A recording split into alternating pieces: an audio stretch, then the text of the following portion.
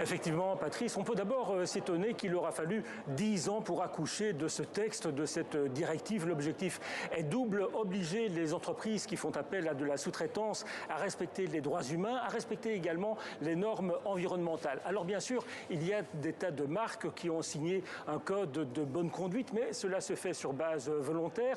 Et il faut dire qu'il y a de nombreuses entreprises, de nombreux patrons qui regardent quand même avec beaucoup de méfiance cette directive européenne, d'autant que le Parlement européen veut durcir le texte qui a été concocté par la Commission européenne. Le Parlement européen veut que ce devoir de vigilance s'applique à toutes les entreprises et pas simplement aux plus grandes. À noter qu'il y a déjà dans certains pays, comme en France, une loi nationale sur le devoir de vigilance, mais elle ne s'applique qu'aux grandes entreprises. Et puis il y a la question délicate des banques. Est-ce qu'elles vont être concernées ou non par cette directive? Il faut savoir que c'est le souhait du Parlement européen, le Parlement européen qui estime que les banques ont une responsabilité quand elles financent des entreprises qui ne respectent pas les droits environnementaux ou les droits humains. Mais certains pays comme l'Italie et la France font de la résistance. Pour de nombreux députés européens, cependant, si les banques ne sont pas